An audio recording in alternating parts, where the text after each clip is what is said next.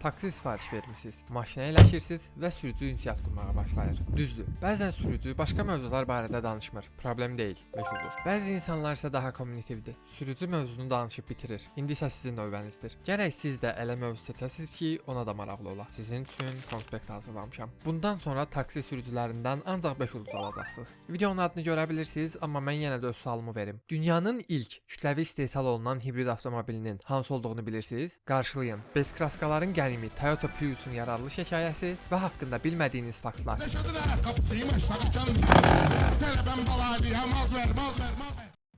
1990-cı illərin əvvəllərində dünya böyük bir dönüş nöqtəsinə yaxınlaşırdı. İnsanlar artıq neft ehtiyatlarının tükənə biləcəyi barəsində düşünürdülər. Eyni zamanda yanacağın qiyməti yüksəlirdi. İnsanların uyğun olaraq da maşınların artdığına görə şəhərlərdə avtomobillərin yaratdığı hava çirkliyi kritik həddə çatmışdı. Bu, Yaponiya kimi bir ölkədə özünü çox güclü bir üzə verirdi. Əslində avtomobil istehsalçıları bu problemi həll etmək üçün yalnız elektriklə işləyən avtomobillər yaratmaq barəsində düşünmüşdülər. Amma həmin dövrdə bateriya texnologiyası kifayət qədər inkişaf etməmişdi. Bu dövrdə Toyota bütün dünyanı dəyişdirəcək cəsarətli bir qərar verdi. Onlar yeni bir nəqliyyat vasitəsi yaratmağa başladılar. Toyota Prius.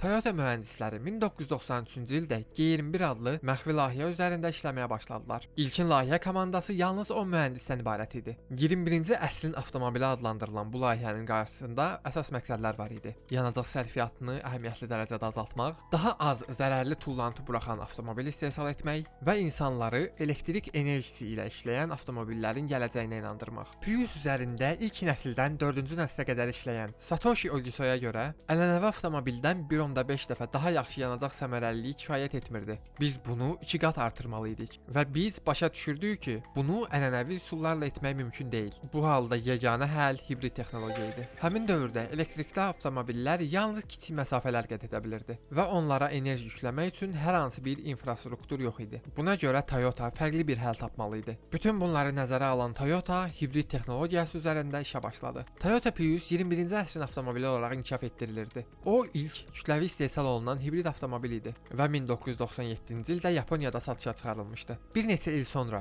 2000-ci ildə bütün dünya bazarı üçün təqdim olundu. 1995-ci ildə Toyota ilk Prius prototipini Tokyo Motor Show-sunda təqdim etmişdi. Bu avtomobil ilk dəfə həm benzin, həm də elektrik mühərriklərindən istifadə edən bir sistemə malik idi. Amma ciddi problemlər var idi. Elektrik mühərriyinin gücü zəif idi. Bateriya isə tez bir zamanda bitirdi və sistem olduqca etibarsız görünürdü. Mühəndislər vaxt keçdikcə Priusu təkmilləşdirdilər və 1997-ci ilin dekabrında ilk kütləvi istehsal olunan hibrid avtomobil Toyota Prius rəsmi olaraq satışa çıxdı. Prius latınca ilk, orijinal və yaxud öndə gedən mənalarını verir. Bilirsiniz ki, ingilis dilində isimlər sonlarına əsasən S şəkilçisi əlavə olunmaqla cəmlənir. 2011-ci ilin fevral ayında Toyota ABŞ ictimaiyyətinə Prius sözünün ən uyğun cəm, yəni çoxluq formasını seçməyə təklif etdi. Seçimlər arasında Prien, Pri, Prium, Prius və Prius S var idi və 20 fevral tarixində şirkət Pri'nin ən populyar seçimi olduğunu və ABŞ-də rəsmi çoxluq formasında qəbul edildiyini elan etdi. Lakin ingilis dilində hələ də geniş şəkildə Prius S forması istifadə olunur.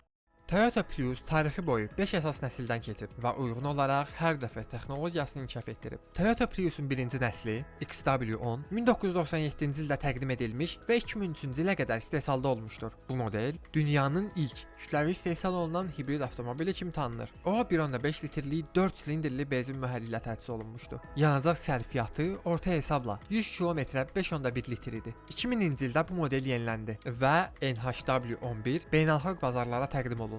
Bu versiyada benzin mühərriyinin gücü 72 at gücünə qədər artırılmışdı. Priusun ilk nəsli 4 qapılı sedan olaraq dizayn edilmişdi. Mərkəzi konsolda yerləşən sensor ekran vasitəsilə hibrid sistemin işləməsinə nəzarət etmək olurdu. 1997-ci ildə təqdim edildikdən sonra Prius Yaponiyada ilin avtomobili mükafatına layiq görülüb. Priusun istehsalı 1997-ci ildə Toyota'nın Takaoka-dakı zavodunda başlamışdı və 2000-ci ilin fevral ayında ümumilikdə 37425 ədəd avtomobil istehsal olunmuşdu. Birinci nəsil Priusun ikinci versiyası 2000-ci ildə təqdim edilərkən Yaponiyadan kənarda satılan ilk Prius modeli idi. İlk nəsil Prius avtomobilləri 13,4 saniyə ərzində 0-dan 100 km/saata qədər sürət yığırdı. Toyota Prius ABŞ-də Toyota Corolla və Toyota Camry modelləri arasında yerləşərək o dövr üçün üçün 20.000 ABŞ dolları. Müasir məzənnəyə çevirsək, təqribən 37.000 ABŞ dolları qiyməti ilə satışa çıxmışdı. Sonrakı modifikasiyalara qədər Toyota təxminən 123.000 birinci nəsil Prius satmışdı. Toyota Priusun ikinci nəsli XW20 2003-cü ildə təqdim edilmiş və 2009-cu ilə qədər istehsal olunmuşdur. O 1.5 litrlik 4 silindrli benzin mühərriyinə malik idi. Yanacaq sərfiyyatı orta hesabla 100 km-ə 4.3 litr idi. İkinci nəsil Prius əvvəlki sedan dizaynından fərqli olaraq liftback kuzov tərzinə keçid etmişdi. Bu dəyişiklik aerodinamik müqavimət əmsalını 0.26-ya endirmiş və yanacaq səmərəliliyini artırmışdı. İkinci nəsil Priusda bir çox beynəlxalq mükafatlara layiq görülmüşdür. O cümlədən 2005-ci ildə Avropada ilin avtomobili seçilmişdir. Toyota Priusun 3-cü nəsli XW30 2009-cu ildə təqdim edilmiş və 2015-ci ilə qədər istehsal olunmuşdur. Bu nəsil hibrid texnologiyasının inkişafında əhəmiyyətli irəliləyişlərə imza atmış və Priusun qlobal populyarlığını daha da artırmışdır. 3-cü nəsil Prius 1.8 litrlik 4 silindrli benzin mühərriyi ilə təchiz olunmuşdu.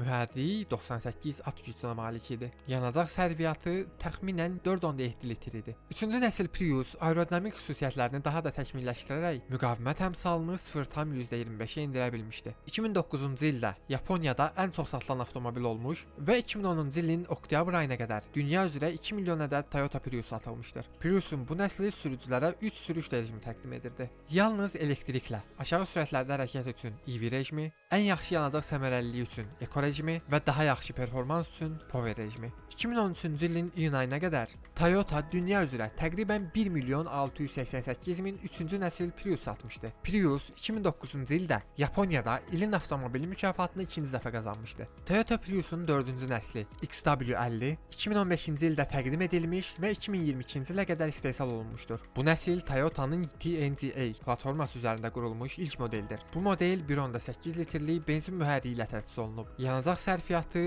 təqribən 100 km 4.5 litrdir. 4-cü nəsil Priusun ölçüləri əvvəlki nəsillərlə müqayisədə biraz böyümüşdü. 2018-ci ildə Prius həmin il ABŞ-də mövcud olan plug-in imkanı olmayan benzinlə işləyən avtomobillər arasında Hyundai'nin Ioniq Blue hibridindən sonra ikinci ən səmərəli yanacaq istifadə edən avtomobil idi. 2018-ci ilin sonlarına doğru ABŞ bazarında Prius seriyası üçün Toyota'nın e-4 sistemi ilə təchiz edilmiş tam ötürücülü modellə təqdim olundu. Toyota Priusun 5-ci nəsli 16 noyabr 2022-ci ildə Yaponiyada və Los Angeles avtomobil sərgisində təqdim olunmuşdur. O 1.8 litrlik benzin mühərriyi ilə təchiz olunmuşdu. Həmçinin 2 litrlik mühərriyi ilə təchiz olunmuş versiyası da mövcud idi. 5-ci nəsil Priusda da tam ötürücülü sistem mövcuddur. Yeni Prius Toyota'nın TNGA platformasının ikinci nəsli üzərində qurulmuşdur. Avtomobilin hündürlüyü əvvəlki nəsillə müqayisədə 5 sm azalmış, uzunluğu 4.6 sm qısalmış, təkər bazası isə 5 sm uzadılmışdır. Bu dəyişikliklər avtomobilə daha cəlbedici görünüş qazandırır. Bundan əlavə, yeni nəsil Priusun damında yerləşən günəş panelləri vasitəsilə onun bateriyasını doldurmaq mümkündür. Bu da ildə təxminən 1250 km əlavə məsafə təmin edir.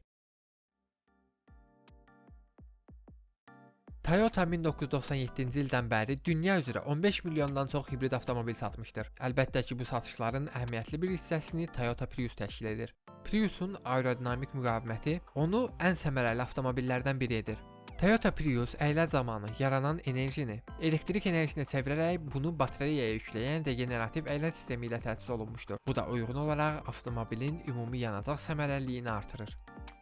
Toyota Prius ənənəvi Otto dövrü mühərriklərdən fərqli olaraq daha yüksək termal səmərəlilik və aşağı yanacaq sərfiyyatı təmin edən Atkinson dövrünə malik mühərriklərdən istifadə edir. Prius avtomobilinin ABŞ-də kütləvi satışına başlandıqdan qısa müddət sonra SSR-dən mühazirət etmiş professor Aleksey Severinski Toyota şirkətini məhkəməyə verib. Aleksey Toyota şirkətinin hibrid transmissiya ilə bağlı bir neçə patenti pozduğunu iddia edirdi. 6 il davam edən məhkəmə çəkişməsindən sonra mübahisə həll edildi. Tərəflər razılaşdılar ki, bəzi Toyota avtomobilləri patentləşdirilmiş texnologiyalara bənzər sistemlərdən istifadə edib. Lakin Priusun hibrid transmissiyası Toyota'nın tədqiqat proqramı çərçivəsində digər ixtiralardan asılı olmayaraq yaradılıb.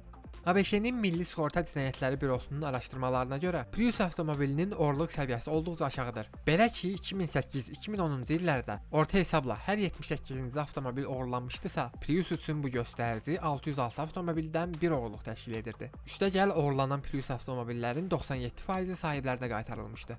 Bir çox Hollywood ulduzları Prius avtomobilinə sahib olub. Onlar arasında Jessica Alba, Natalie Portman, Jennifer Aniston, Cameron Diaz, Salma Hayek, Gwyneth Paltrow, Julia Roberts, Demi Moore, Julianne Moore, Claudia Schiffer, Leonardo DiCaprio, Tom Hanks, Harrison Ford, Matt Damon, Orlando Bloom, Bradley Cooper, Owen Wilson, Dustin Hoffman və Matt Groening var.